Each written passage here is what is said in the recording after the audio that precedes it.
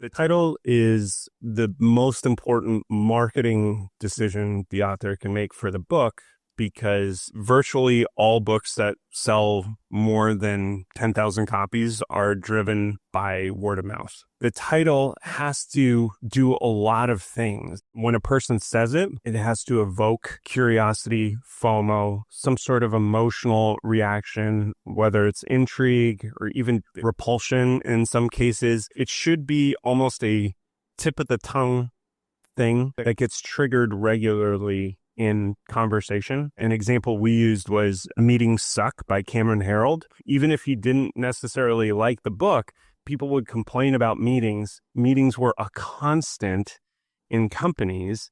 And so this book would just kind of organically come up as like, you ought to read this, and it would just naturally be recommended.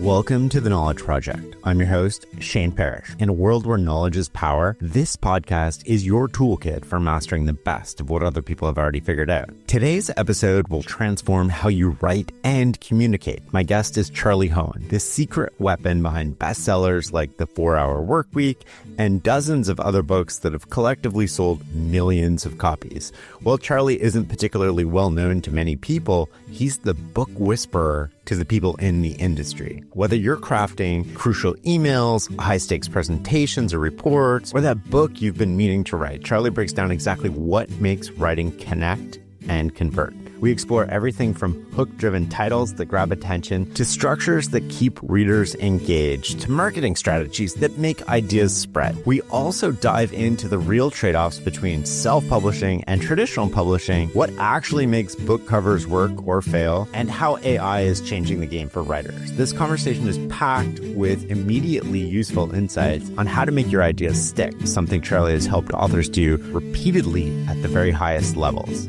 It's time to listen and learn.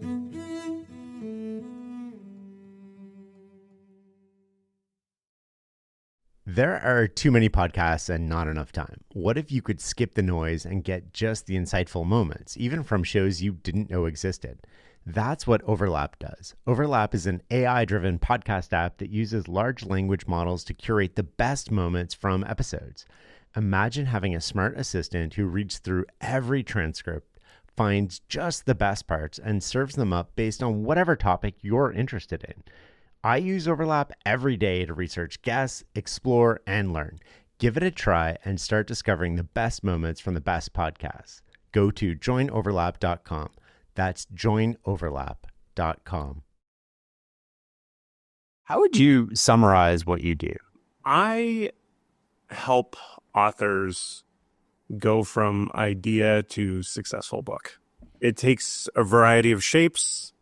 Sometimes I'm helping them with the actual production of the book, sometimes just editing, other times focusing mostly on the launch. I'm an author myself. I've done 20 years in video productions, but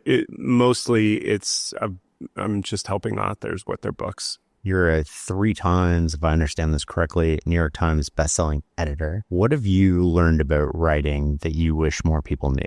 The best books are written for 1 or 2 real people on the other end. And a lot of authors write as though they're speaking to a huge general audience or to their perceived fan base, the entire fan base. It's the fastest way, in my opinion, to kill a book. Because it's not interesting. They start speaking in terms of, we need to do this, we should be like this. And it's like, who are you talking to? There's one person on the other end of that book. Speak to them or speak about yourself. I learned this. And if you want to apply it, you can do this. So the most powerful, interesting books tend to be written for one real person in mind. And the paradox is they tend to reach a lot more people that way. And that person can be the author. Are you making something that you want to consume repeatedly?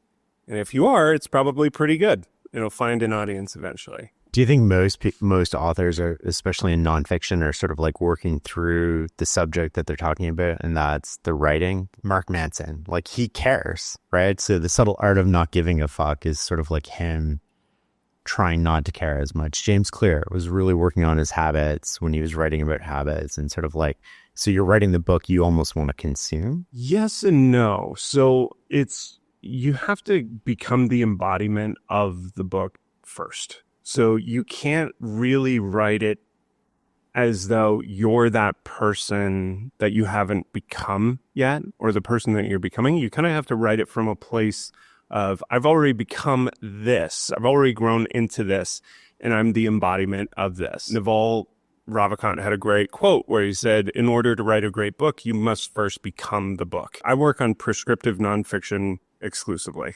I don't help with memoirs. I don't help with fiction, just like business books, self-help, personal development, that type of stuff. If you think of the author, their expertise is a ladder, right? And so they've climbed so many rungs to where they are. If they're trying to write for people on their rung or above, it will not be a good book. They need to write for the people below them and address those people, because they can pull those people effectively up to their rung.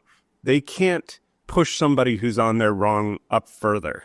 You know what I mean? Because they're not there themselves. Is that the transformation for the reader? Is like, I start at X and now I get pulled a little higher. Yeah. And I might not reach the level of the author, but I'm moving forward or towards them. Yeah.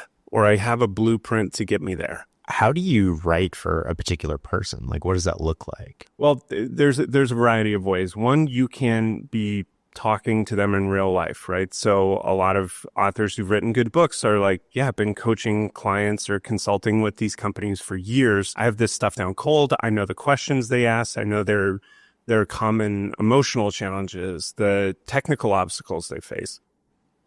That is a great way to write a book, is like, you know that person very intimately, or that avatar. And other ways are, you can do it kind of online now. You still need that real feedback, though, from actually helping a person transform. Just to clarify on that, like, you could, in theory, be writing for an online audience, right? And helping them with a particular topic and seeing, oh, they left a comment here about this. They had a question about this. Okay. But when you go to write the book, you're not actually witnessing what they're going through. It's similar to, for like software development. You think you have a good app that you've developed and you're like, this is awesome. Cool. Go put it in front of somebody and watch them use it, and watch how quickly they get stuck, or they're confused, or they're bored. It's the same with books. And so I think it's important to get that real, personal feedback that you can see, here's where this person is struggling, here's where they're succeeding. How does an author do that without writing the whole book, right? So like, you can't write the book, publish it, then get feedback and sort of like, okay, now what do I do with this? Well, you can, but I'll circle back to that. The method I encourage is teach it in real time first. And ideally, you're somebody who's already transformed numerous people, at least 3, with the transformation that you're trying to codify into a book. So, generally speaking, you ought to have coached, consulted, helped at least 3 people achieve the transformation you're trying to make into a book. You can, in theory, publish a book and then see where people are getting stuck, see their reviews, and then adjust the book afterward. I don't recommend it. It's not a strategy that most authors will stick to. But like Hal Elrod, who's based here in Austin, he did that with The Miracle Morning. And so in the first year, he promoted that book, sold like 13,000 copies or something like that, which is quite good for its first year. With every negative review that he got, he went back into the manuscript and made revisions so that feedback couldn't be given again. So that review couldn't be given again. And he just kept doing that until the negative reviews stopped. And to date, it's sold millions of copies. I think he said in year 6, it sold its millionth copy. But he stuck with that book, and he was like, I really believe in this. I'm going to keep modifying this as though it is software. I'm going to release V1, V2, V3, V4, etc. Most authors don't do that. One of the reasons that I am reluctant to advocate for the traditional publishing process is, like, your book is set in stone there. You might, if you're lucky, get a 10-year update, the 10-year anniversary, but you're not going to touch that book again. What's your take on the pros and cons of sort of self-publishing versus publishing? What are the considerations that you look at? When does it make sense? When doesn't it make sense? How do you think about that? I agree with my buddy Nat Eliason's take on traditional publishing. And it's a very simple lens to look through, overly simplistic, I guess. But if you can get a publisher to give you a $100,000 advance or more, you should probably do it. I mean, if you have millions of followers, 100,000 is not enough, but like, you get the general concept. You want them to have enough skin in the game to take you seriously. You want to get as substantive of an advance as you can to actually, put some money into doing the book as well as you can and launching it as well as you can. For 95+% of authors I talk to, I tell them it doesn't really make sense for you to do that. There's a number of reasons. Most authors care about financial ROI. We can start there. Granted, the worst way to make money with a book is by selling lots of copies. With a traditional publisher, they're going to be taking, I think it's upwards of 90% of your royalties. It may not be quite that high, but I remember talking to James Clear, and we were talking about how much you would have made had he gone the self-publishing route with Atomic Habits, and I did the math, and it was like, it's about 3x more per copy. But would he have sold as many copies? Exactly. Would he have sold as many? It's a great question. We'll never know. The distribution is much higher with a traditional publisher, right? You're getting into retail stores. That's not an easy game as a self-published author. But my argument is over 90%. I believe it's at minimum of 80% of book purchases are through Amazon online. So if you're applying the 80-20 to book sales, self-publishing typically makes sense. You should invest in making the best possible product. Other things to consider with traditional publishing, what a pro is, like, they'll assemble your team, your production team. So they'll help with editing. They'll prevent you from getting into legal issues in their editing process. They will help you design the cover. The con is, I've seen their processes. It's not that ordinary. You've seen the cover of my books. Like, you know how terrible it can be. I won't say a bad word about your book. But yeah, I mean, what was your experience actually? I don't know. The whole thing for me started in 2018 when the New York Times wrote this article about me, calling me out as a spy who helped people on Wall Street. And within 72 hours after that became public, I was the number one story on the NewYorkTimes.com for 2 days. I had all of these inbound contracts basically from publishers. No book title, no book, a lot of money. And I was like, oh God, I don't even know what to do. I don't have an agent at this point. And so I remember Nikki from Portfolio had come to one of my events in 2015 or 2016. And so I just reached out to her, and she's one of the people sort of like bidding on this too. And I was like, hey, can we chat like as friends, right? Like, not as you as an editor trying to buy a book, but I don't know what I'm doing. I don't know like who to talk to. I need an agent. Like, do I even want to do this? I don't have a book idea. And so I finally ended up interviewing a couple agents, got an agent. And then the money was, I mean, it made sense in my case to do it, but I didn't take the money and use it. I just sort of like put it in the bank. So this was a weird thing too. Like, as an entrepreneur, I don't want a boss. And for 4 years, I basically felt like I had a boss, right? I would get this email, at the start, it's like this trickle once every 2 or 3 months. And it's like, where are you at on the book? And I'm like, I don't know. I haven't even started the book. I don't even have the idea yet. Like, I have some ideas. And then all of a sudden towards the end, it was like weekly, it's like, where are you at? And finally I was like, do you want your money back? Like, I'll just give you your check back and we can just call it a day. Because I don't want the pressure. It's going to be done when it's done. I know I agreed to a timeline. COVID happened, timeline changed. And the process from there was actually pretty good. Like Nikki's an amazing editor. She added a lot of value to the book. There's pros and cons to it. You know, I sort of ended up with a cover that I don't personally like. I don't think it did the book justice. Sort of like the titling could have been better. And I don't know what I don't know the first time. And so I'm relying on the recommendations of sort of the publisher. And they do know. I mean, they have a lot of data. I don't know how accurately they use that data, but my experience was pretty good. And I know people have different experiences with publishers, but we also got worldwide distribution. We're in like 28 languages now.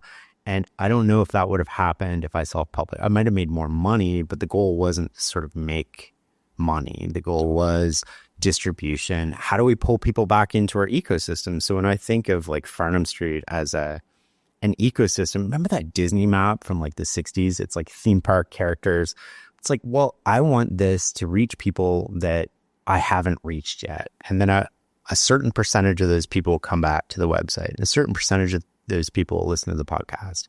And how do I pull people into our ecosystem? So I looked at the book as like, I don't want to make any money on the book. I really just want to grow the business and get better at what we're doing. Because if we get a bigger audience, the optionality for the future is huge. And the optionality is we get better guests on the podcast. We get more advertising revenue, which doesn't come out of any individual pocket, sort of comes out of corporations in a win-win way. They're reaching an audience that's hard to reach. We have one of the smartest audiences on the internet.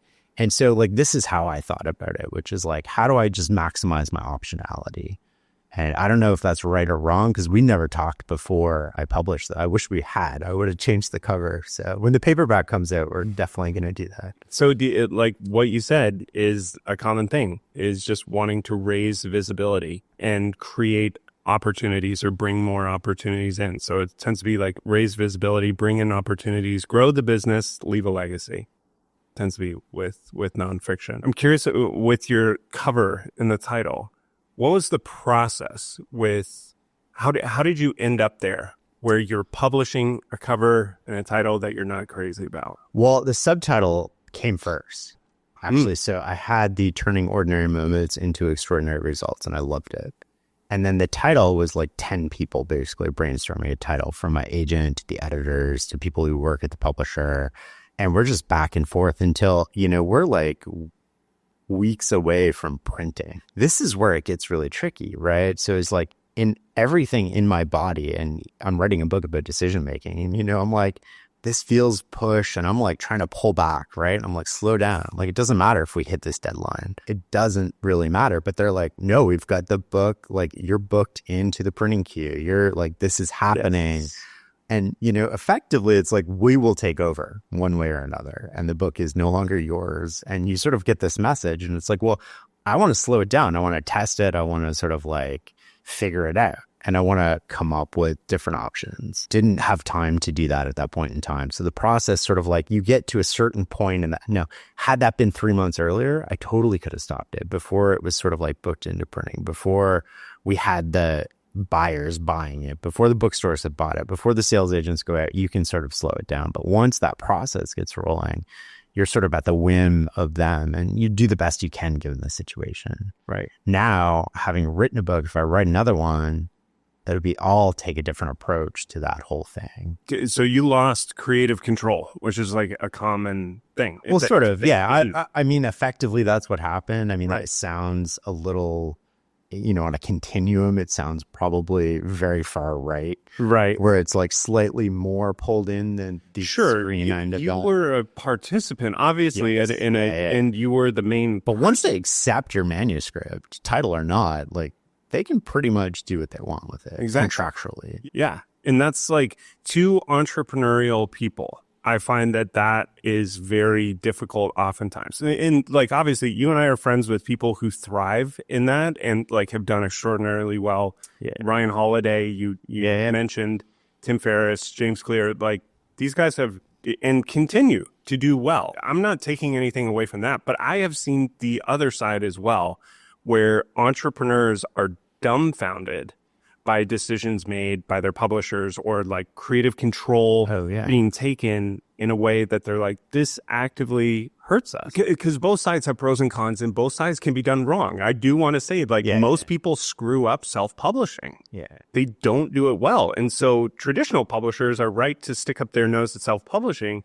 But it's like, to your point, if it's your first go round as an author and you don't know what you're doing, the likelihood that you'll step on a landmine that hurts your book during the self-publishing process is even higher than if you're working with a traditional publisher. Well, so, I've done self-publishing too, right? So we took the great mental models. I created a publisher effectively from start to finish where we created content.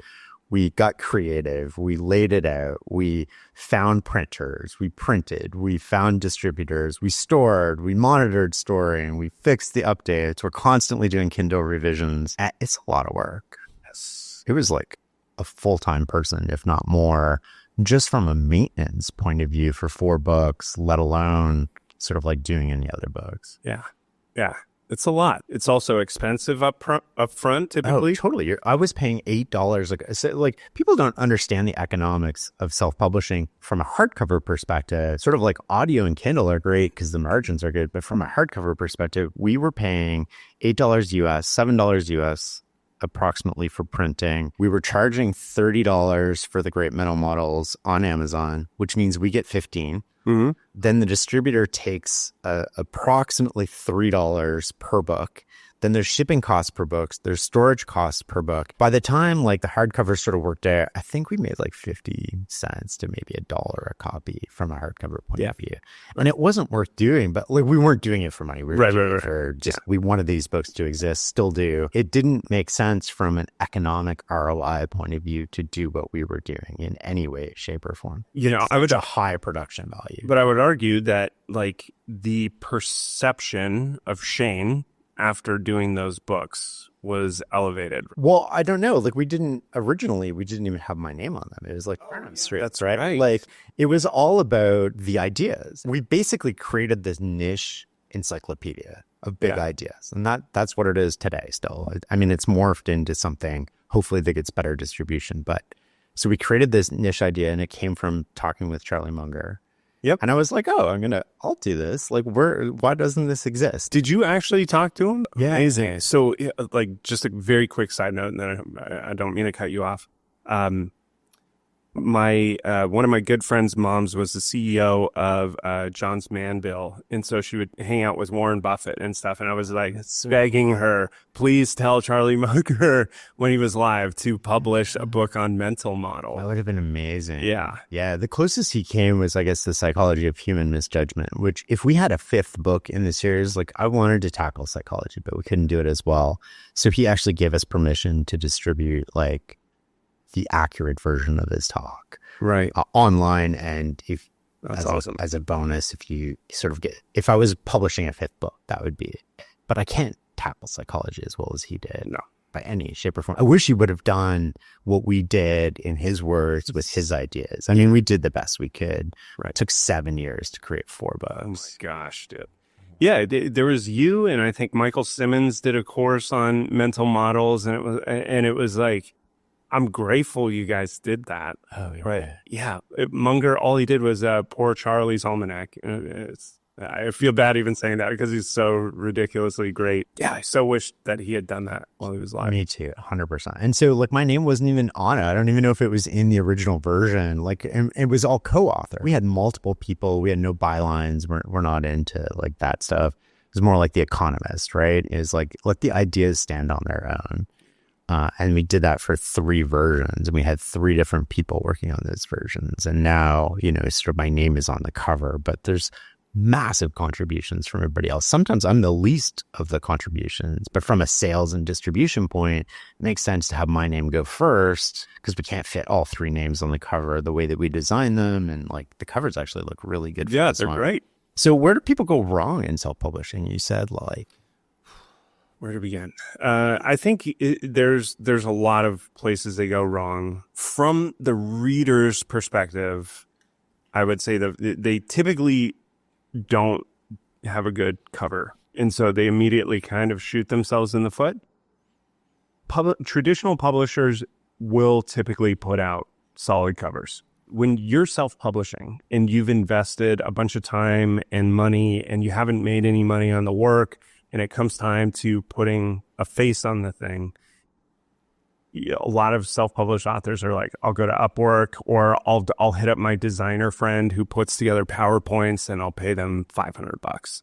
And it always results in something unremarkable. You have to pay an artist, a book cover designer specialist, to create the boldest thing that you possibly can. So go deeper on that. Like, what does a book cover artist know that most people don't? What makes a great cover for a book? And does cover matter?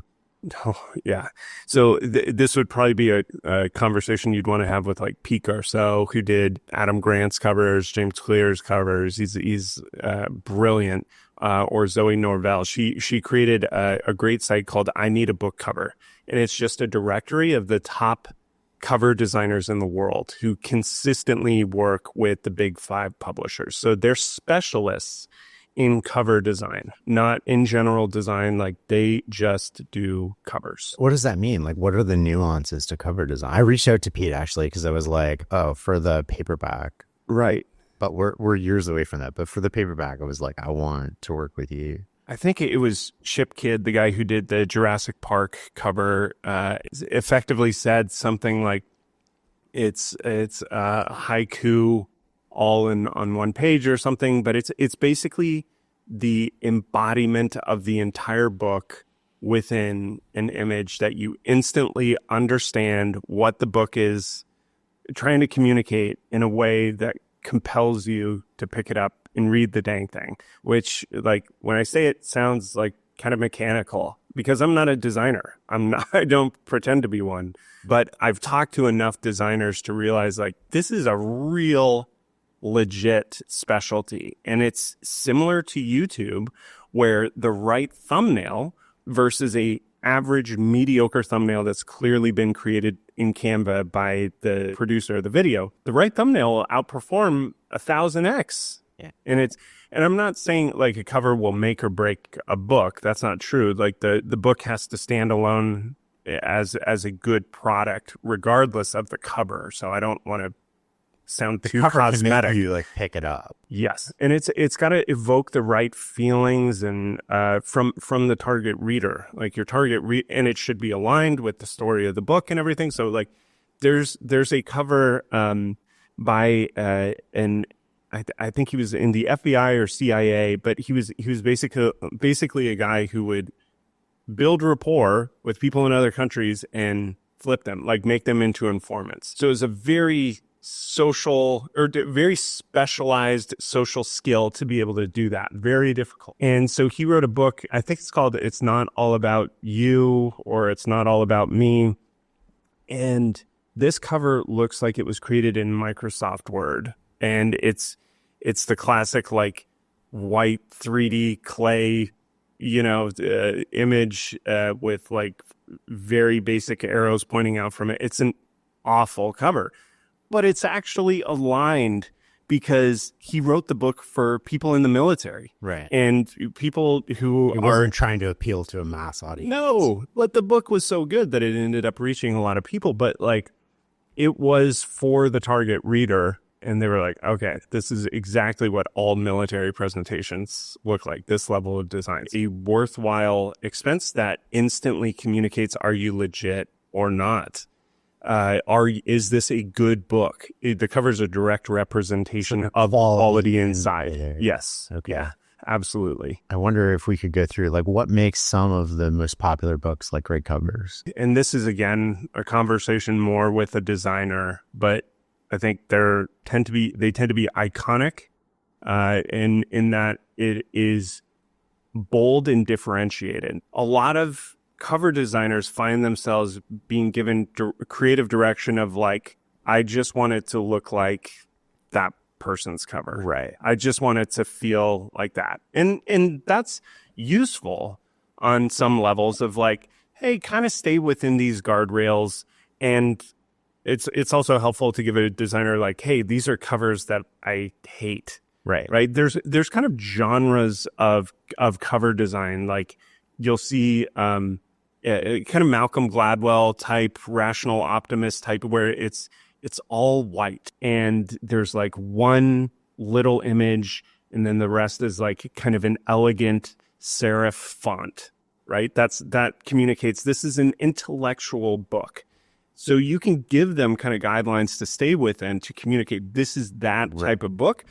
But if you're wanting it to be too derivative of everyone else, it just kind of blends into the sea. So I think great covers often are iconic and bold in that they're claiming the most courageous representation visually that the author could possibly put forward. So like then title, subtitle, promise, sort of walk me through important titles. Like what goes into a good title and subtitle? Title is the most important marketing decision the author can make for the book, because it's virtually all books that sell more than 10,000 copies are driven by word of mouth. The title has to do a lot of things. It is when a person says it, it has to evoke curiosity, FOMO, some sort of emotional reaction, whether it's intrigue or even like repulsion in some cases. It has to be fun and easy to say. So like I always struggle with that FBI book that I mentioned. I always forget the title. I cannot remember it, but it doesn't really matter because there's a story that I'm telling with it. But with the title, it's kind of like it should be almost a tip of the tongue thing that comes up that gets triggered regularly in conversation. So this dovetails a little bit with what you've written about, or like the problem you're attempting to solve, right? So an example we used was like Meetings Suck by Cameron Herold would always come up. Even if you didn't necessarily like the book, people would complain about meetings. Meetings were a constant in companies. And so this book would just kind of organically come up as like, oh, have you read, you ought to read this. And it would just naturally be recommended. Authors also kind of need to take into consideration, like, what are the tip of the tongue conversations that are going to be happening? And how does this sound when it's being recommended? So a title can't be embarrassing to say either. Like Play It Away, a book that I wrote is like, Play It Away, I originally was going to, my working title was like How I Cured My Anxiety, which was like, saying that is a mouthful. It sounds like an attack if it's recommended to you. You ought to read How I Cured My Anxiety. It's like, whoa, you're making... it's almost like you're making a statement about the other person and yourself when you say that. Yeah. If you say read Meetings Suck, it's like, I'm not saying meetings suck, but this book might be arguing that. Testing titles in person and saying like, have you read this? And watching the person's reaction, like, do their eyes glaze over? Are they curious? Are they leaning forward? Like, these are important things that you kind of have to measure before. Title is the thing that you should take a lot of time, invest resources in figuring out and gathering some data. Is this going to be the best option? How do you test it? My process, I'll tell you after I tell this quick story about Tim Ferriss. So Tim and I worked together for years, and one of the stories he told about the 4-hour work week, which I would still argue is in the top 5 titles of all time in the nonfiction space. He did tons of testing. He tested like, I don't know, 30 to 50 different title ideas. A lot of them, he'll admit, were bad, stuff like The Chameleon Millionaire, drug dealing for fun and profit. And he tested them at the time on Google Ads. And so he would just see which had the highest click through. And the 4-hour work week, I think, had a 2x over the second place highest. So he had some data to stand on. Other ways you can test is like, is there a phrase that you're constantly using with clients for your book? Do you find yourself constantly leaning on this one phrase? And that's like the unlock phrase for them. That's the one that they're like, I always return to this. Okay, that's memorable. Good. The process I use, I have like a list of criteria that I lay out, which is like FOMO, fun to say, memorable. It's like 7 criteria, and I rate them all on a scale of 1 to 10. I plug it in. I kind of made my own GPT book title score. So now I just punch in, here's all the title ideas, and it'll spit out, here's its score, and here are the top ones. It's not perfect, right? It's not a guarantee, but it gives me some sense of like, okay, these ones are strong, these ones are weak. Anything that is under a score of 50,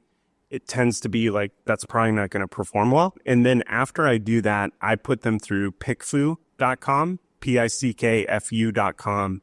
And that allows you to do real quick testing with audiences and polling, and to see their feedback on why they like a title or why they dislike a title. So an example was, I was working on a book that I was trying to figure out, should I call this paid to play or fuck work? I polled on PickFu, and F work performed pretty well. But when I dove into the data, all of them had the wrong expectations for the book. That can kind of be solved with a subtitle, but not really. Right. It's showing that, oh, all these people want like a funny book about venting about how much they hate work. I'm not writing that book. That's not what this is at all. If that's their expectations going into this, that's going to equal negative reviews. Because you're not meeting the expectation. Precisely. Yeah. You want to get that data. You want to test your assumptions. With stand-up comedians, they'll sit and write a joke, right? And then they'll be like, that's pretty good. And then they'll go perform it in front of 10 audiences, and they're like, oh, my assumptions were wrong. Yeah. This is off just enough. Yeah. And I think the title needs to be treated with that same kind of respect. It can't just be, I like that. Like, no, you need to test it. How important is the structure of a book so you've got a title, you've got a cover, now it's structure. This is like the thing I geek out on a lot, because I think this is the thing that if you over-index on structure, you'll be in a really good spot. Like I can send a self-published author confidently off to do their thing if they over-index on structure. So what I mean by that is, you should be spending a ton of your time. You don't have to decide on a title till like the very end, really. You can be playing around with it forever, but like, you should not write a word until you have solidified your table of contents. And your table of contents is the thing. It is the structure, the makeup, the foundation of your book.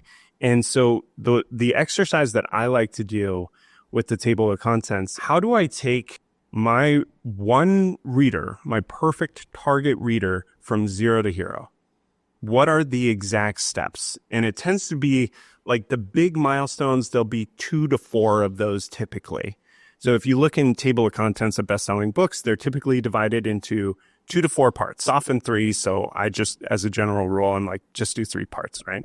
So 3 big milestones that help them go from 0 to hero. Within each of those parts, you have these sub-steps, right? These little things that they have to do during that major milestone to ensure that they get there. Or you have questions that they're going to ask during those phases. So you take your table of contents, and then you spend a bunch of time talking to real target readers, showing them your table of contents before you write a word. And you say, which of these is a hell yes, which of these is a and which of these is like not relevant. And that's the data you gather on early. And so like bloggers do this by writing articles, and they see, oh, that one kind of, that took off, that headline, and then that content is really strong. Cool. That's potentially a chapter. The table of contents is, this is the menu of the book. Do you want to eat here or not? If they say hell yes to everything, you have a really strong book on your hands. And it makes the writing so much easier after that, because you're confident that you can help the person you're trying to reach, and it doesn't feel like guesswork. That's so interesting. I mean, this is one of the big mistakes I made writing Clear Thinking, is like, I just sat down and wrote it like a blog article the first time, and then the second time, and the third time. And even now, I was like, the actual structure that I would do today is different than the structure in the book. But I felt like it had been published for 2 or 3 weeks, and then I was like, I missed it. Like, I know exactly what it should have been at this point. How did you know? What was like the aha moment where you were like, that's how it should have been? Well, I like the idea of showing readers. I think, I didn't have a structure. I wrote the book. I deleted it. I had a loose structure. I wasn't confident with it, wrote the book, deleted it. And then I sat down and I was like, I'm going to do that thing Ryan told me to do. And I'm like going to structure the book. And I sort of came up with something that made sense to me, but I never verified it with a public, like even my editor, or with anybody else. And so I came up with it, but I have all this knowledge about the subject in my head, right? Which is different than where meeting the reader where they're at and taking them from, you said the word zero to hero, but like that's different than positioning it for where they're at. I would not change the content of the book, but I would change how I structured the content of the book. Yeah. And I think it would have made it an easier read for people. Because I do think structure does some of the lifting for you if you let it. It's either a headwind or a tailwind. And in my case, it's probably neutral, but it could have been a tailwind. And I don't think I nailed it. But what's the difference between, like, if you're looking at a structure, and I give you like 4 or 5 different ones, like, what's the difference between a good and great structure? That's a good question. Well, I'll say to that point, I had an author come to me recently, and he was told, like, hey, the publishing house that I'm working with, they gave me this as like the template to write my book. He said, I feel like I don't know if it's a good book or not. I'm too close to it. What's your take on this? And I looked at it, and within a few pages, I was like, dude, I'm sorry, your publisher screwed you because there's no structure here. The table of contents was literally like, it looked like an afterthought, like a thing. Here's what you fill in after you're all done. It's the exact opposite. It'd be like, we're building a house, so I want you to start picking out light fixtures and like your furniture. It's like, what are you doing? No, your publisher it made a very bad move that wasted you a bunch of time. And now we have to figure out how to structure this. And like that takes almost as much time as just like rewriting the thing. Well, the writing's super easy actually once you nail the structure, because then you just do a substructure. Like, what does a chapter look like? Right. And then you can sit down and it's really easy at that point to sort of write it out. Well, not easy, but you know what I mean. Right. It's easier. And so I'd imagine it's pretty similar in like songwriting, right? If you don't know the concept of a bridge and a chorus and like all like these beats, and you're just told, write a song, you're probably going to write a terrible song. But if you have the structure that you can lean into, it will at least be more representative of what humans process. Similar with stories, right? You talked to a storytelling expert recently. Story structure is always the same, pretty much. It's once upon a time and every day until one day, and because of that, and because of that, and because of that, until finally, and ever since that day. Right? Or it's the 3-act structure, climax, resolution, all that stuff. I think the best structures, quite simply, are what the reader wants, and needs. And so you can't get that if you're guessing. You said it yourself. You have the curse of knowledge, of expertise. And so you're so close to your topic. What is remarkable to you is confusing to who you're trying to reach. And what's boring and trite to you is fascinating to who you're trying to reach. And so if you're not having this be an interactive, communal process of producing a book, you're shortchanging yourself. And so this is another like common assumption that people have. We all have like the idea of Hemingway and J.K. Rowling in our heads of like, this is how to make a book, where they're holed up alone, they're being a tortured genius grinding through. And like, yes, that is how you can make a book. If you're a really good writer, you can do that. But I think people should lean more toward Brene Brown's production style, where she actually will come up with like her talking points and rent an Airbnb, bring her girlfriends and a bunch of wine and be like, can I just like present this to you for a day or two? And then they talk about it. They give her feedback and she's like, oh, okay, that works. Similar to stand-up comedians, right? And so I think the great structures are co-created rather than isolated by the author, created in isolation. Man, I wish we had met before I published that book. What about chapters? I mean, these in nonfiction books, they seem almost formulaic now. Yeah, they are. Here's a story. Yep. Here's the point I'm trying to make, and here's like a summary. You know, that's sort of why does that work? And is there a more effective structure? Yes, you should lean into a formulaic structure for chapters when you're writing it. And I want to differentiate between writing and editing. Writing is getting the clay on the table. Editing is shaping it into the sculpture, right? And so when you're writing, yes, lean into this structure. You have a hook, something that grabs the reader, usually a story or a bold statement that feels novel or even dangerous, right? Then you have your thesis, which is, in this chapter, I'm going to yada, yada, yada. Then you have the body, which is just making up all the points that you're trying to get across. And this can go on for a long time. This is the meat of the chapter. And then it's key takeaways and segue into the next chapter. If you follow those 5 beats, like, you have a solid chapter. You can hook, thesis, body, structure, link, takeaways, segue, and you can open the chapter with a hook, or I'm sorry, with a quote that can come before the hook if you want. You can pepper quotes throughout; doesn't matter. But when you're writing, follow that formula. There are other slight modifications, but generally speaking, prescriptive nonfiction books tend to fall within that structure very consistently. It's in editing where you can make the chapter really sing. And so, like we were talking about video before this, right? Similar in video, it's shooting in, okay, I want this act first. I'll shoot in this next act.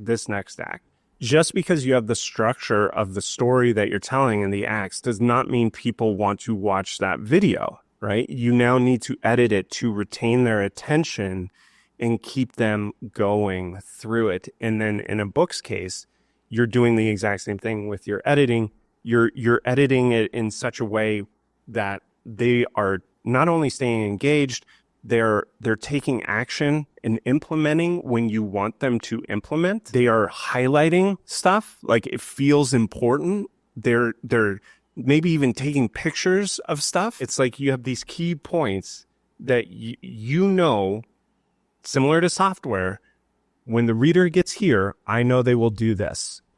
Talk to me about editing. So we have, at this point, we've got a cover, we've got a structure, we've got a chapter, and then we have a book. So we have a series of chapters. And so we have a rough draft and rough manuscript. Should we allocate our editing time, like 80% of your editing time? You have 100 blocks of editing, right? Like no matter what, it's a finite amount of editing time. Should you allocate 80% of that to the first like 50 pages and then, 20% to everything thereafter? So I think it's like the average person, I think Amazon released this once. It's like they read 15% of a book, maybe 16% of a book, and they get all the stats from Kindle. They know exactly where people drop off. Just like YouTube gives you like, here's the drop off points. Spotify does the same thing. Amazon doesn't give that to authors, but there's drop off points. And so should you allocate your editing time equally across the book or upfront? Upfront, 100%. You are correct. It's the YouTube hook. It's the retention graph. It's the exact same with books. And so with a book, if you assume that maybe 60% of readers are going to read the introduction, 100% of people who open the book are going to read the first page of this book.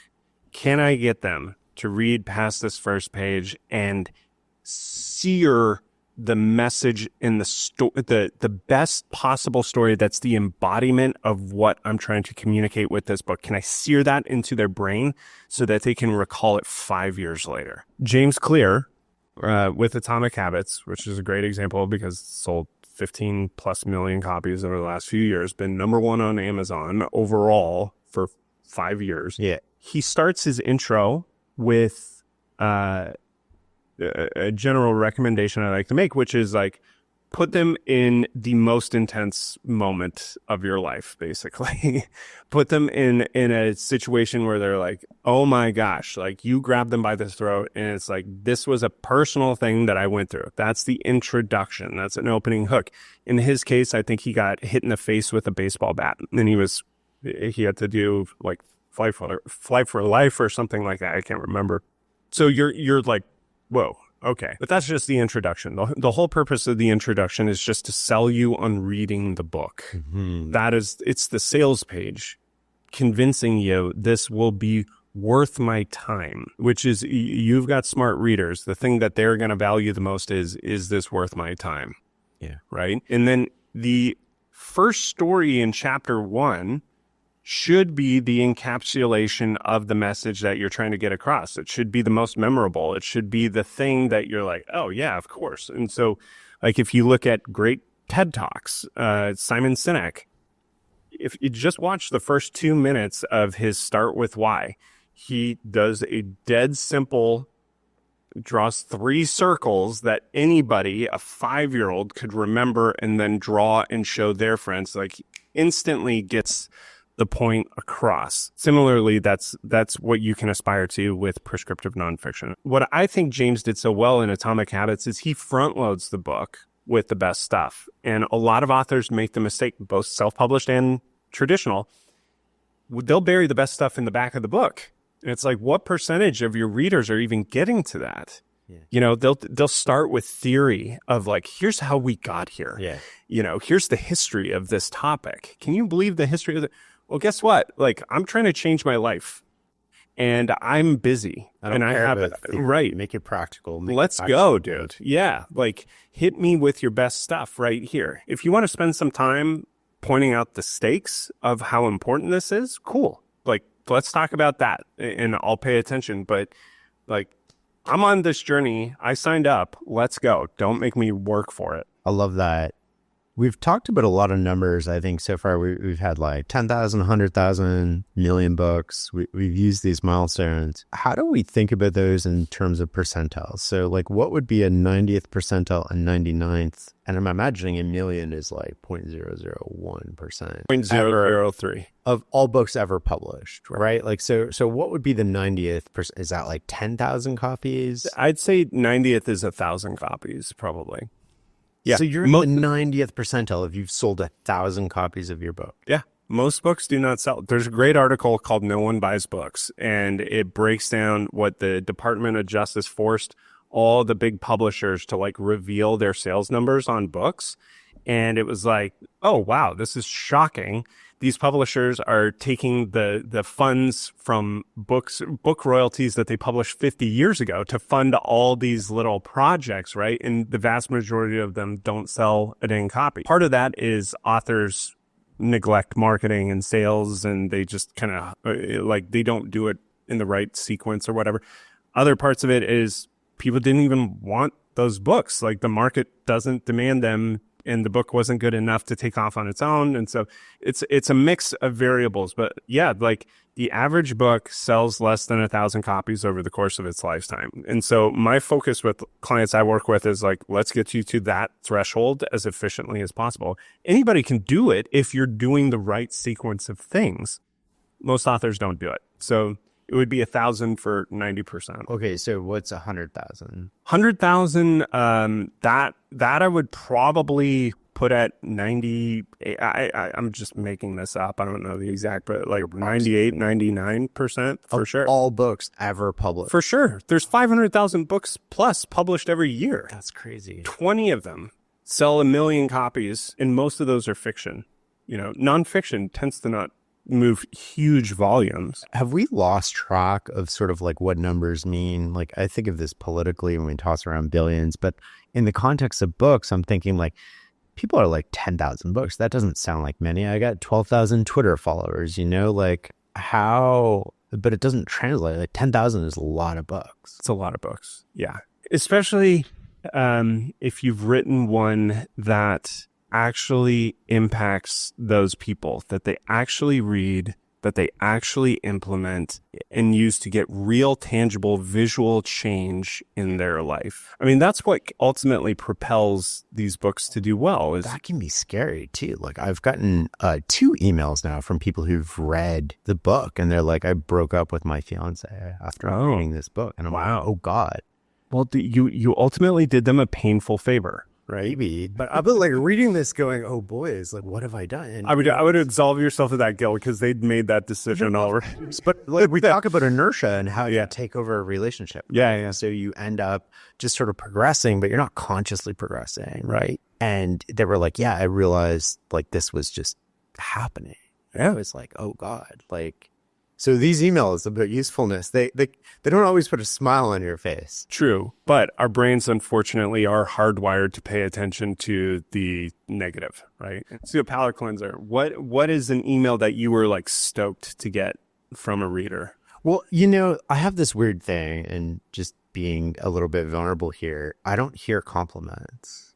And like my mind... Like you reject them or they just pass through you or what? My mind turns off. Interesting. And I'm working on this because like I do want to... I think at some point, like if you want to dive into the roots of it, it's like somebody used it against me or took it away, right? Used it as power, which removed my freedom. If somebody says something nice about you and, you know, you believe it, then you want them to keep thinking that. And so if they're manipulating you, it becomes like a source of power of them over you. Well, this is how I don't know, like I'm working through this because what happens with me is like the minute I think I'm predictive, right? Like the minute I think somebody's saying something nice about me, my brain turns off. Like it literally just passes through. But on the other hand, you have a program that says this is not helpful to me. I'm going to ignore nothing. You know, like, and I might love the person, I might respect them a ton, but like, this is good news. Like, I don't need to hear the good news. But on the other hand, this isn't a self-worth issue. It's literally like, this is not useful to me. No thanks. But I have a predatory, almost like instinct when somebody's saying something negative. It's like, what are they saying? Is that true? Is it not true? Like, how can I use this piece of feedback is there a hole in my boat? Is there, you know, do I need to fix this leak? And so it's like always skewed towards the negative. And I've talked to people about this. Like even James is like, I remember the negative reviews. Of course, everybody does. Positive reviews. Yeah. So it is a common thing. I don't want to act like you're completely normal in the front that you pay more attention to the negative than the positive. Are you that way in like sports and stuff? Are you everything. You'll only negative? It's almost only, yeah. I would encourage you to consider. It sounds like a super boring book. Have you read The Inner Game of Tennis? Yeah, a long time ago. Read that again. Probably, maybe at the wrong time. Yeah, I mean, you've seen with kids, right? Like you're a dad, so do kids flourish under negativity, criticism, or under reinforced positivity? It's obviously a balance, carrot and stick, but like if it's all stick, it stops to work. But it doesn't anyway, I don't want to go too into weeds on it. It doesn't impact my happiness in life, my satisfaction. Like if I see a 5-star review on Amazon, I'll read it, but it like doesn't stick. If or is a part of you like, yeah, I know? No, not at all. It's just sort of like, this isn't necessarily useful. And please don't go leave like negative reviews now. Do you want me to read them and like assimilate and it works for any compliment in life, right? It could be like, you've hosted a good party. As soon as somebody's like, oh, I had so much fun, like my brain, and I'm still paying attention. Yeah, I'm in the moment, but I'm like, oh, this isn't. As long as it's not like a self-worth issue. Like one of my best friends, like for a long time, he would reject compliments because he was like, you're wrong. You know, like that's not. And so now he has to like repeat the compliment.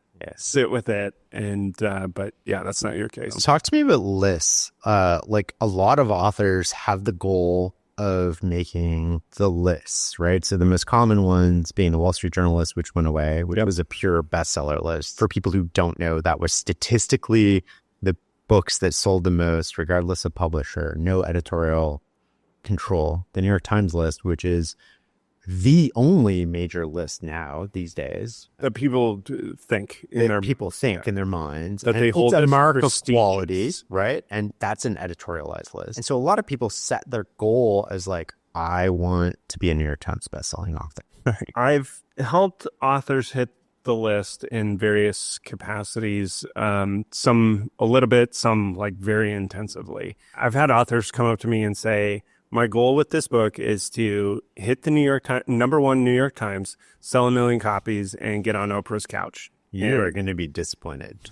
Yeah, the joke I make is it'd be easier for you to do 6 months of therapy instead.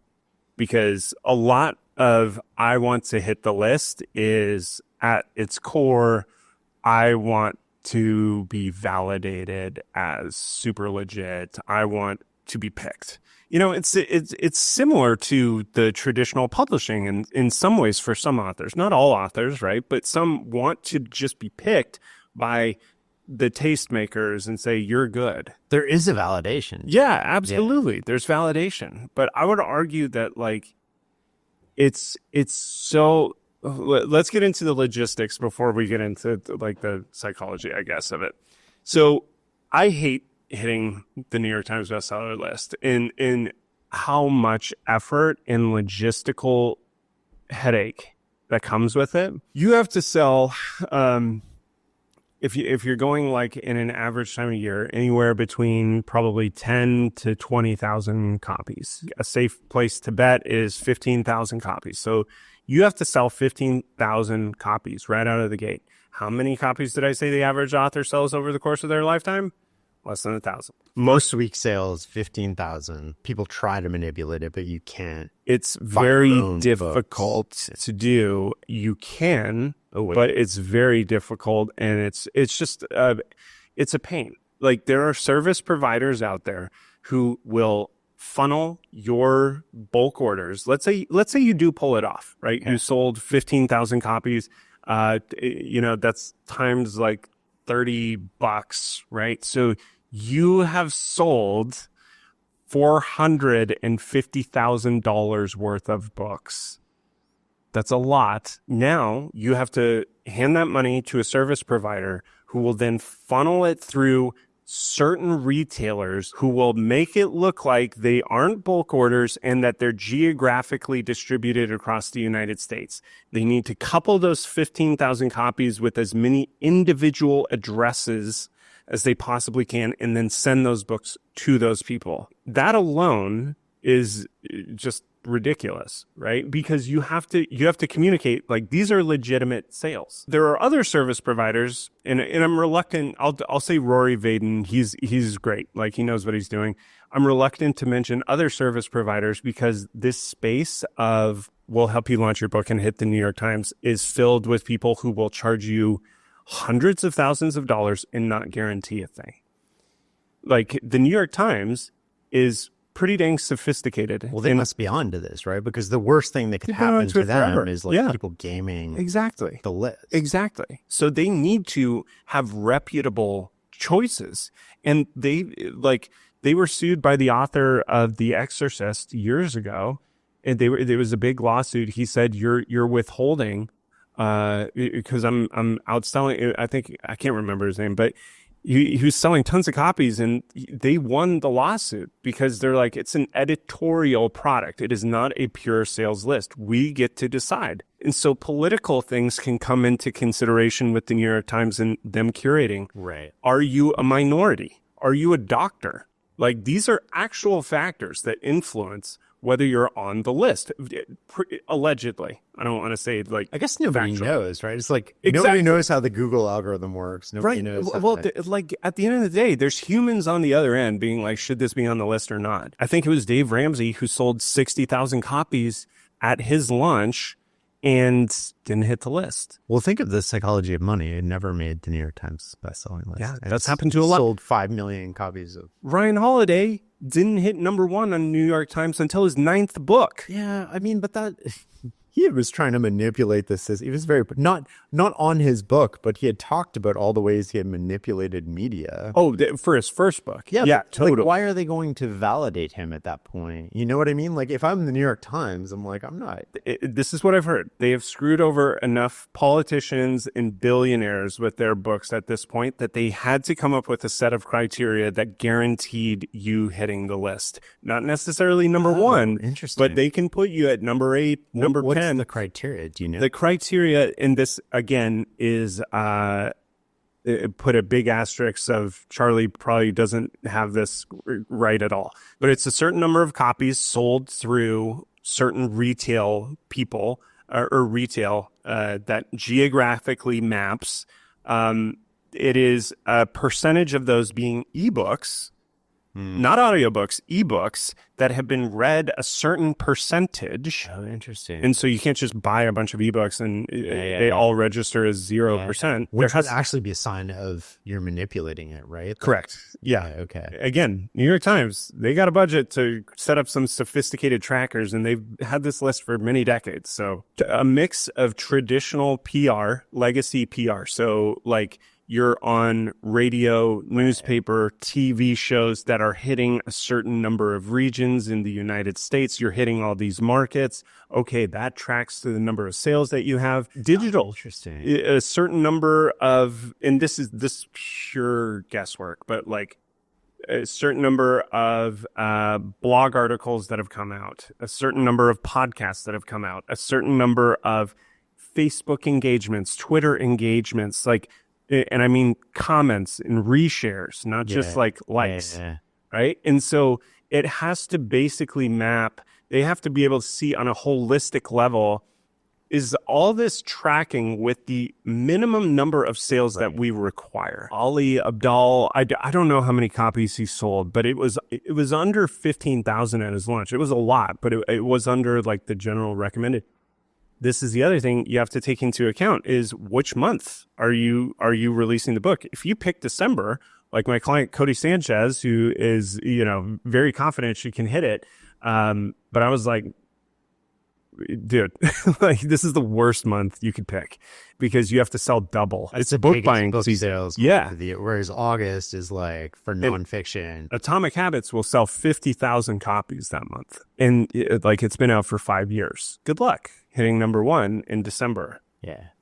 That's tough. Selling 20,000 copies versus 50,000, it's exponentially harder. That doesn't guarantee you anything either, right? Like 20,000. You can do as much as you possibly can. But yeah, I mean, you're right. Things go wrong too. Not everybody's publishers like keen on you working with these service providers who do these services. It's so much. And I think it's just kind of not worth it. And so that's one of the reasons, frankly, I like the self-published route is you don't have to play that game at all. Like it is a political, logistical nightmare. And I will say to people who hit the list, like congrats, it's hard to do. And you're probably going to make whatever investment you made into hitting that list back. But it won't be because of the list. It will not be because of the New York. It will be correlative. In other words, all the marketing that you had to do to get it on there marketed you in your business, and you will reap the benefits of that. There's a great video by Anna David called The Truth About Hitting the New York Times bestseller list. She's hit it, and she's like, it was the brokest I ever was. Oh, I think she wrote a memoir, I think. And she was basically like, look, it didn't change my life. I eat out on the title and whenever I can, and I'll say it for the rest of my life. It's a legit credential. So I made it. Yeah. Congrats. Through luck, right? Like just totally didn't follow the publisher's advice on like how to go about it. Had a big list. Yep. Sort of just marketed it to the list, but didn't do bulk orders. Just said, hey, you buy one copy, we'll give you the pre-order bonuses, not buy 10 or 100 or 1,000. Like it was just sort of low key. And that's awesome. If I make it, I make it. And if I don't, like I can hold my head high. What was your number? How many did you sell? I'm not going to reveal that. Oh, can you give a range? No. But so like I made it, and the only change that I saw really, and you're right, like you do all the work beforehand. Like I did all the work when I was like, what's the key message of this book? Like, how do I market that to my audience? How do I get people to read it? How do I write a good book? And the only thing that really changed was the distribution in the physical stores. Mm-hmm. They moved it from like the shelf of like new to like a New York Times section for like a week or two. Yeah. And then it like goes back to the whatever. I think we made it twice or maybe 3 times. I think it was twice. I felt good about it. Like that was something where I was like, oh, I have this thing that I didn't know you could buy it. Like I can't buy somebody's given me this thing, and for the rest of my life, I'll forever be sort of like a New York Times bestselling author, which is kind of cool. But it doesn't, my signature block in my email doesn't say like, Times bestselling author. It's just Shane. Right. There's a clip of Jim Carrey where he goes up and he's introducing an award, and he's like, "I'm 2-time Emmy winning Jim Carrey." And he's like, "When I dream at night, I think about being 3-time Emmy winning Jim Carrey, because then I'd be enough." Yeah. And so I think it's a cool credential. Like you can add it to your thing, or to your list. But I will say the traditional publishers, Codie's with Portfolio, right? So like they definitely push you to try not to, I would say they don't cross a line in terms of like manipulating it, but they're definitely trying for you to hit that list. I don't know if internally they have some sort of incentive or bonus or something if their authors hit it, but they definitely like, they give me a whole bunch of ideas. And I was like, I don't like that. I don't think that's like high integrity. I don't. It might be right, but it's not something I want to do. I don't feel comfortable with it. So like I rejected a lot of the things that they were sort of trying to get me to do. And they weren't crossing a line into like illegal. It was just things that made me uncomfortable. Yeah. I was like, well, if I was the New York Times, I just put myself in their shoes. I was like,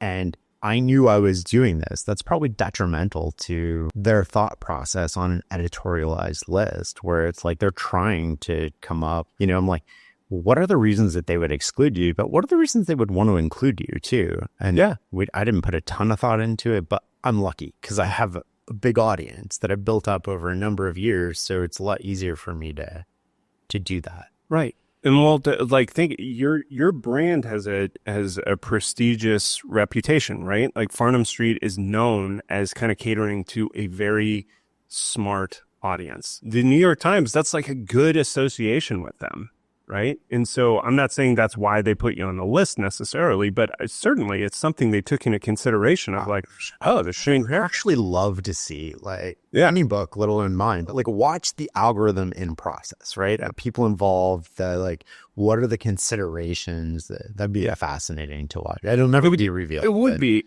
But like at my whole feeling on these lists is like, you're not writing it for the list. It's like you don't make a movie to win a trophy.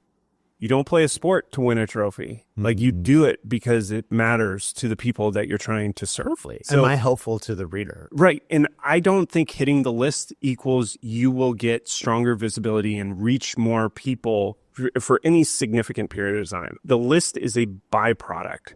It should be a byproduct. You can do stuff at launch, and you should. And like, I don't advocate not doing your best at your launch. But it's kind of like how Bo Burnham's like, if you can live your life without being famous, you should. I think if you can write and publish a book without chasing a New York Times bestseller list or any list, you should. Yeah, you shouldn't be chasing anything, right? Right. You should be focused on just your readers. How do I serve the best book possible for exactly them. As a writer, how do you see the impact of AI? The cost of writing dropped 10,000% with the advent of AI, which like historically it's been over $100 for, writers to write. And then it just dropped precipitously. A few years ago when ChatGPT came out, I would stay up after I put my kids to bed and I would just see what it could do. And it became very clear very quickly that, hey, this isn't a great writer. It can be kind of an okay editor.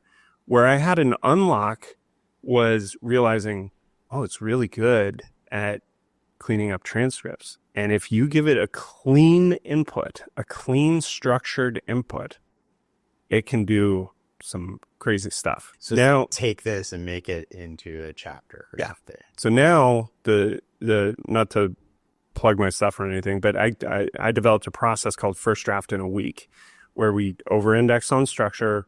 We get all the clay on the table as efficiently as possible by using AI on the back end. Like there's no interfacing with it, but like you feed it the right transcript. Right. And it will just spit out a book following all these prompts I've laid out using Zapier and ChatGPT and Claude and Airtable and all this stuff. But it's like magic. It's magic.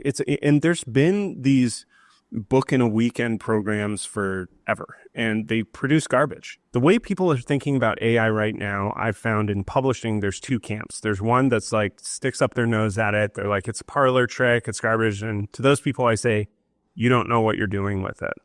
You haven't experimented enough to make that claim. If you're making that claim, I guarantee you have not put in the hours and run the experiments. To the others who are AI enthusiasts, they're like, let's strip away the creative process entirely and generate books in 15 minutes. And it's also a disaster because they're going off minimal inputs. Yes.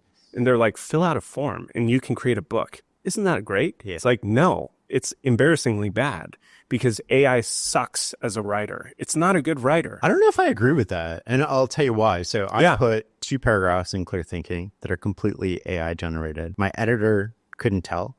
And to date, no reader has correctly guessed the paragraphs that are completely generated by AI. Keyword paragraphs. Yeah. You didn't write a chapter. No, I did it just as like a fun. Right. Because I thought it would be like a nice Easter egg sort of thing. Of course. That's my point. Yes, it works for a paragraph or 2 or 3 even.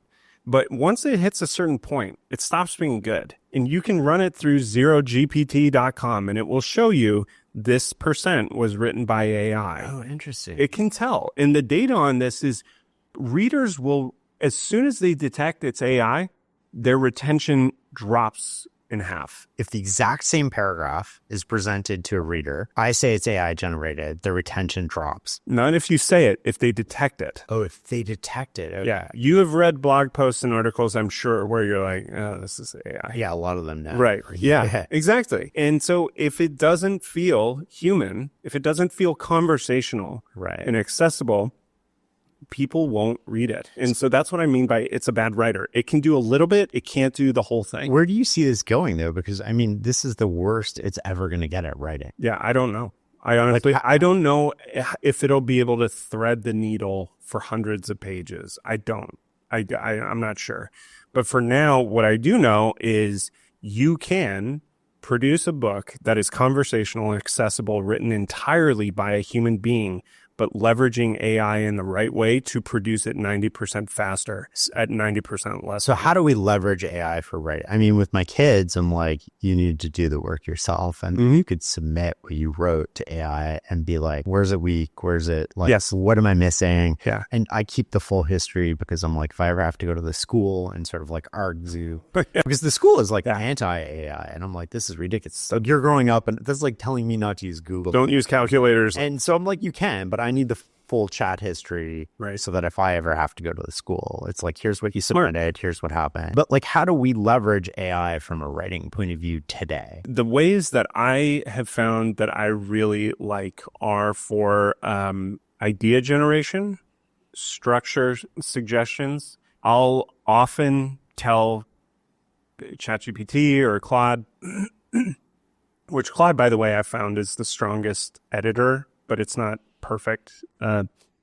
I'll say, interview me on this one question at a time for up to 5 rounds until you can come up with the strongest whatever I'm going for. Because people, I think, are either not very good at or just don't want to go through the whole process of laying out, here's the precise context. AI is way better at like, let's pinpoint precisely what I need to do a decent job. So if you want to draft something, I would do that as the precursor move. It will yield better results pretty consistently. My favorite use is what I baked my process around is cleaning up transcripts, because conversational is 8 times faster than sitting and typing. And it is, very rarely do people get talker's block. They get writer's block all the time, because the reason people say, but I'm such a better writer than I am a speaker. It's like, yeah, because you get to edit while you write, and you're so much slower too. And you're also hitting imposter syndrome, perfectionism. You're hitting these emotional landmines that are effectively emergency brakes on your process. So I say, do it conversationally, but structure it. And then use AI to clean up those transcripts and retain it in your words. You can crush with putting out content. That's crazy. Yeah. One thing people don't understand about AI that I teach the kids is like, you can actually get AI to generate a prompt for you that you can feed into AI. Yeah. I found this better because I'm like, summarize a podcast. And I'm like, well, I'm writing, summarize a podcast 4-word prompt. And I was like, well, one day I was like, okay, well, you need to write me a prompt on what matters that I can feed into AI somewhere. And it writes back like 5 or 6 sentences. And it's like a way better job summarizing the podcast than what I was doing. What have you learned about prompting? Yeah, that's precisely what I do too. I say, give me the ideal prompt that will achieve this outcome. That's really like, AI is better at communicating with itself than you are. So just prompt it to do. I think the key is like, people just don't tend to experiment with this stuff. I think we're probably in a small segment of society that actually is like, a lot of people have used ChatGPT, they know about it, et cetera, but kind of in the same way that a lot of people know about Bitcoin. People aren't actively using it all the time. You might be around people who are, but the vast majority of people aren't. And so I don't know, we're in such an exciting, unique time where it's like, all you have to do is play around with this stuff on a regular basis. Like, that's all you have to do. Just see if you can like break it or impress yourself or whatever. And exciting things come from that. Let's switch gears to marketing. What strategies are most effective when it comes to marketing? Most authors lose at marketing because they miss their shot during the production process to like sow the seeds with their readers. Here's the typical journey of a self-published author releasing a book in the eyes of their friends. Their friends receive an email one day. Hey, I wrote a book. It's out today. Please buy it. Please review it. Please share with your friends. And their friends are like, where the hell is this coming from?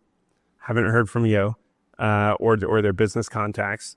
And so no one takes any action because all of a sudden it's just being thrust upon them that you're in charge of my success, person that I haven't really connected with at all, and has no idea, and has no idea that I'm making this book or why they should even care. There's zero emotional investment into the book. And so I say most authors lose because they could have been co-creators with their readers. They could have done really simple, easy things that would make the reader feel like, oh, this is just as much mine as it is the author's. Send a survey to your list and say, I'm writing a book on this topic. What are the 2 questions that you have on this that if I answered them, it would make it worthwhile? Or what are the 2 biggest pain points you have in relation to this? The 2 things that you're most stuck on that if I helped you with this, it would be amazing. That's an easy one to start with, right? Another, just announcing it and like hinting at it. Movie studios do this, they spend hundreds of millions of dollars on movies. It's never like, hey, the movie's out right now, you should go see The Dark Knight. It's like, no, they teased like little behind the scenes photos. They had little whispers the whole time. And then you finally got the trailer, and the trailer was a big event, but the movie's still not coming out for months. There's this whole buildup of building anticipation and teasing and whispering that authors neglect. And so you could also send out, hey, here are some title concepts I'm thinking about. Can you vote on these, right? Get them involved in that. You don't have to do pick food. That's another alternative you can do. Hey, I just got I'm thinking about doing a cover. This is where I'm at. Like, just sharing updates and being like, this is where I am in the process of this. Even sharing like, oh, today was horrible. This went wrong. Like, they're not on the journey with you at all unless you are sharing those types of things. And it's normal to want to resist those during the creation process, but it's a lost opportunity, right? Because you could be letting them in on showing how hard you're working on this, or showing that you value what they care about. You could be using helpthisbook.com, which is a service for beta readers where you can upload chapters or your whole manuscript and see data on what they found confusing, what they found valuable, insightful, boring. You can see with very clear data where they're dropping off in those chapters, right? You can show them multiple cover concepts and have them vote. Do you think, I love the idea of going out and being like, hey, I'm writing on this topic. What are the 2 things that I need to include, or what are the biggest problems you face here? Do you think you can do that at a chapter level, or do you do that at a 100% level? So you could, I have a chapter on focus. Like, what are the... Yeah. Yeah. My point being, the more involved you can get your community into them feeling like, man, this is really a thing, the easier promotion is, because when you pre-launch, they're buying copies of your book. They're actually talking about it. They're like, I've been so excited about this for months. And like, it's a natural thing. It doesn't feel weird. It doesn't feel forced. They're like in it with you. So we have pre-launch, we have launch, and then we have post. So like, what do I do during launch and what do I do post-launch to sort of make the book evergreen or constantly like bring it up without being obnoxious? Or yeah. So I'll define pre-launch too. You're building up hype. You're like, the movie hasn't come out. You got the trailer, you got people invested, and then launch. Like, the movie's out this week. The movie is out right now, today. Yeah. What changes from a marketing perspective? I'll answer that. I just want to make one point about the pre-launch and the launch. These are the two windows where sales will spike. So the announcement of the book, basically, that it's up for sale, and then the announcement that it's officially live. Those have the two highest conversion rates for sales. So authors need to optimize for those by offering, basically, there's a saying that's people will buy what you're selling when you start selling what people are buying. If you can package buying multiple books with services or products that people are already buying from you, it makes it easier for you to sell a bunch of books during those windows. So basically, it's easier to sell a lot of books at once than one book at a time. And to couple it with something that people value and purchase. So like coaching calls, you can just package those with buying 3 to 10 books or whatever. During the pre-launch, it's having that infrastructure set up so that they can buy more than one copy, basically, and then sending emails just leading up to it and then closing it out. It is boring product launch. It's like the It's like blocking and tackling. Yeah. It's just setting up those emails and seeing them through. Yeah. And it's similar with the launch, but my philosophy on launch is if you're self-published, if you do not care about lists, your launch should be your victory lap. Right. It should be the least stressful week. The pre-launch is where you determine like, hey, I'm going to set a goal that's modest, but it's a bit of a stretch. I'm going to hit it, and I'm going to go into launch week knowing I sold 1,000 or 2,000 copies or 500 copies, whatever. And when you get to launch week, it should be a celebration. You're not stressed. Right. You're not stressed. You just achieved a huge milestone. I know so many people who watch like launch week, like every minute, like they're so stressed. Yeah. It's horrible. An intellectual baby has come out of your body and you're like yelling at it to like grow up, like be a fully formed adult. And it's like, dude, like celebrate. Like this should be a blissful week that you're celebrating with friends, with family, with peers. You just hit a bucket list item that most people never accomplish. Celebrate. And so that's my emphasis during launch week. You can do an event, and if you want it to be a big thing, if you don't, doesn't matter. But I firmly believe the launch week should be as enjoyable and low stress as possible. And so what about post-launch? So like the book came out, it's like a week later now. How do I, as an author published with a publishing house or self-published, how do I remind people that already know about the book that the book still exists, that haven't bought maybe, or how do I let new people know about it without being, like, I think we've all been on those email lists where we get like 30 emails about a book.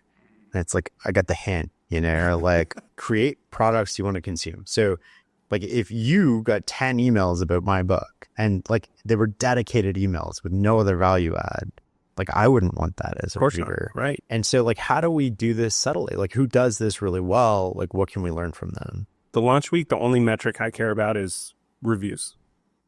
Is hit a certain number of reviews based on the number of copies. So 1% of copies you have out in the world, try and aim for that number of reviews. It's a good metric because then you lay the foundation for the book converting indefinitely, or converting well. So what do you do to set up kind of an evergreen system? You set it, which is set up an email sequence, but have actual value from the book be delivering it. So it should be like standalone stuff from the book. So for Play It Away, I set up a 10-day series helping people who are struggling with anxiety. And I restructured parts of the book so that the quickest wins were first. So it was like, I know somebody who's anxious, all they want to start is give me a pill. So I'll recommend the couple supplements that actually make a difference when you're in that state. And then we're going to go on to a little bit bigger stuff. And it's going to be a 10-day journey, taking them from zero to hero. And in each email, I mentioned this is excerpted from the book. And so I like that because it's like I'm offering value. It's a subtle, it's not overbearing. It's not sort of like, buy this book right now. Right. And it's an automation sequence so that I added it to a blog post that was doing really well for years. And so I think 30,000 people or something went through that series as this is excerpted from the book. I think it was like every third email I would be like, if this was helpful, this is from Play It Away. If you wouldn't mind leaving a review, that'd be great. I have a 3 times higher conversion rate from sales to reviews than a typical book because of that. Interesting. And it's sold plenty of books too. So I think it's just you set up that system that's effectively like a car wash that cleanses the person who signed up and introduces them to the best parts of the book and encourages them to grab a copy if they want. But then you move on. It's in your ecosystem now. So you should be focused on let's keep creating and let's keep doing stuff. And you can be the person who keeps pounding the same drum for years and years. But like most creatives have other things they want to say. So let opportunities kind of come to you. Keep putting yourself out there, but move on, to like that is my philosophy. What I kind of like about books and podcasts, at least if they're done in a certain way, is that you fight up front, you do all the work, you launch, you have your systems and processes in place. You can earn money while you sleep at that point. Like this conversation, hopefully people are listening to it in 10 years. All the work's done, all the editing is done, all the costs are already incorporated. And then hopefully it just like keeps adding value to people. But you do that by not talking about topical things, by sort of being classical. What else do you think goes into like creating an everlasting book? Obviously, content matters, structure matters, title matters, but like what makes a book shareable? I wrote an article that basically breaks down the 12 tests that consistently determine whether a book will sell 1 million copies or not. It's not comprehensive, but it gives a good idea. The big ones are like, does this transform the reader in a visible way that other people want to talk about and ask about? This is why a lot of diets will take off, is because it literally changes the body of the person in such a remarkable way. Wait, let me tell you about this diet I just tried. I'm doing carnivore, I'm doing keto, I'm doing blah. And it's like, which diet's right? It doesn't matter. They all transform the person. Like even David Goggins' book, Can't Hurt Me, which is a great book just on its own, but he used exercises in there and inspired people to do what he does. And so they would physically transform. I saw this consistently with a lot of books, is like, do they provide a quick transformation that the reader wants to talk about and the people around them can't help but notice and talk about? Right. The other things are, it has this kind of hit a zeitgeist of where it's kind of a contrarian message during a time of peak people grappling with this. It's kind of unexpected, or it goes against what most other books are saying.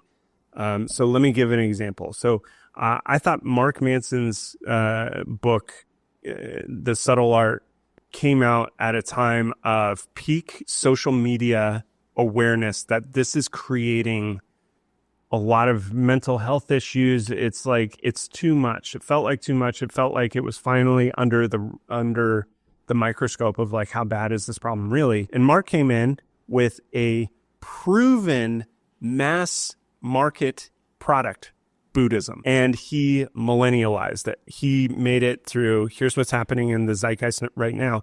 I don't know how intentional he was around like, this is the zeitgeist. I think he hit at a perfect time for that book. It was similar to like one of my buddies and longtime clients, Tucker Max. He came out with I Hope They Serve Beer in Hell at a time of kind of like peak college partying awareness, I guess. No one had done that type of book before. It was like contrarian for its time. And so it was novel and unique in a way. I almost wonder if you could, maybe this is a great idea for people listening who are looking for book ideas, like go back to like the 1920s, 1930s, like what are the best-selling books? How do I take that concept and sort of like reposition it for today's world where we have the core concept that still exists, which is timeless. Like you filter for sort of like Buddhism or something that like this is enduring. It'll be talked about every, I don't know, 100 years, 30, 40, 50 years, like go back and then you take that concept and then you write about it now. But you're really just positioning the exact same thing for today's world.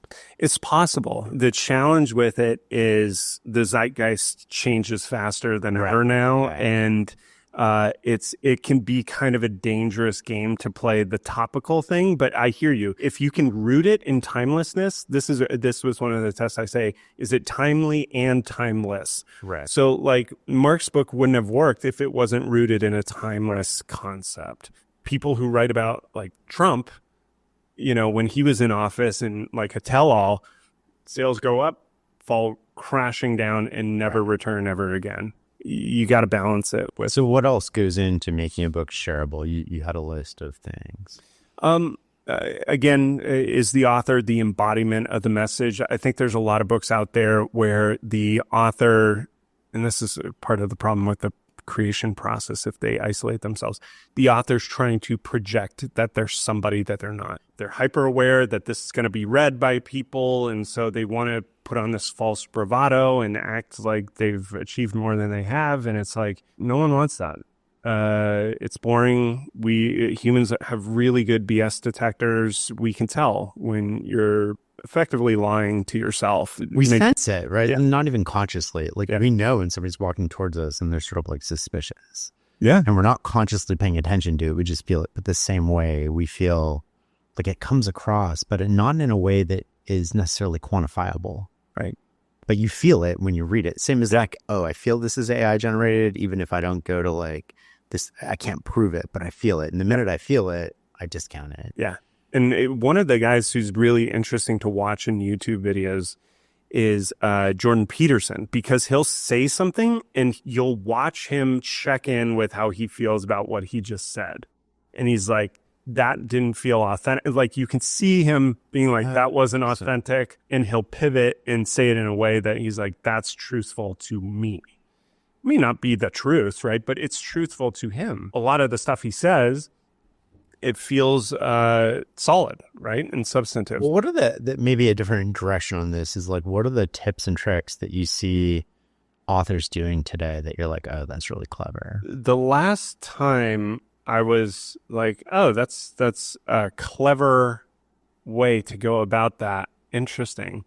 Was seeing Oprah and Tim Ferriss produce books that were interview based. Oh yeah. You know, Tools of Titans. And I forget, Oprah, I think, has done a couple like this. And maybe that format was common before, but I just didn't notice it. I don't really know. I remember thinking that was a very clever way to produce a book that was fun, sustainable, and not a huge heavy lift. I think it's a really hard to pull off for the average person. Oh, you got to be a media. You have to have an audience, right? Like listening to your interviews before you sort of do that. Exactly. I've seen other people try and do that, and it doesn't really work. It's kind of a very small segment that can do that. I've been most impressed. Ryan Holiday and we started our careers at the same time, and we were kind of on similar tracks. He's always wanted to be an author. I've always wanted to be just like an entrepreneur who does creative things. I've just been super impressed just watching him through the years. It's been awesome to see his like just steady beat of the drum coming out with books a year. And what people don't necessarily know or remember about him is he started writing marketing books. Yeah. And I think to this point, he's written like 3, maybe 4 marketing books, and they just don't perform as well. Yeah. What he did, though, was he created a category for himself with Stoicism, with kind of a dead or obscure topic, and he revitalized it. And we were just talking about that, like going back, taking a subject and putting it in position for today's world. Yeah, absolutely. Somebody might be able to do that for Epicureanism. Who knows? Right. But I thought it was really cool to watch him test, notice that that's a thing, and then basically create this blue ocean category for himself. That would be like the ultimate tip and trick. And that's actually on my list, is does this create or revitalize a category? Interesting. And so if you can do that, it's like winner take all scenario. Tim Ferriss did this with lifestyle design. Right. And so like tons of other books came out after him on lifestyle design and businesses, but he'd already won because he'd like named that thing. It was a new thing. Lululemon did it with athleisure. Mark did it with The Subtle Art too, because remember all those books came out after with like fuck in the title. Right. He created a category that swears on the cover. Yes. He was the first that I noticed that did that. Creating a category is difficult, and there's a good book by these guys called The Category Pirates called the 22 Laws of Positioning, or it might be the 22 Laws of Category Design. That book, I think, was really smart of them to write, because category design is super important. Positioning super important. It's not intuitive. It's not easy. It's similar to like coming up with a book title where you're like, I know this is the most important thing I could do. Yeah. It's not something you can just snap and figure out. You got to really sit with it. You just don't sit down and I mean, I don't anyway. Right. It comes with a lot of experimentation. And I think that's the ultimate tip and trick. Experiment in public, see what hits. And once you've found an oil well, just drill. Keep going. Yeah. Well, this has been a fascinating conversation. We always end with the same question, which is, what is success to you? It would have been a different answer several years ago. But success to me now is just a house full of love with my kids, for sure. My kids and my wife. And that is my daily marker of success. What changed? You had kids or something? I had kids. Okay. I had kids. For a long time, I was just career focused. I felt like I was good at what I did. And then I had these narratives around having kids pulling me off of that track. And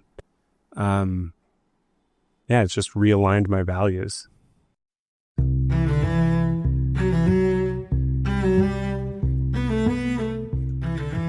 Thanks for listening and learning with us. For a complete list of episodes, show notes, transcripts, and more, go to fs.blog/podcast or just Google The Knowledge Project. Recently, I've started to record my reflections and thoughts about the interview after the interview. I sit down, highlight the key moments that stood out for me, and I also talk about other connections to episodes and sort of what's got me pondering that I maybe haven't quite figured out. This is available to supporting members of the Knowledge Project. You can go to fs.blog/membership, check out the show notes for a link, and you can sign up today. And my reflections will just be available in your private podcast feed. You'll also skip all the ads at the front of the episode. The Farnham Street blog is also where you can learn more about my new book, Clear Thinking: Turning Ordinary Moments into Extraordinary Results. It's a transformative guide that hands you the tools to master your fate, sharpen your decision making, and set yourself up for unparalleled success. Learn more at fs.blog/clear. Until next time.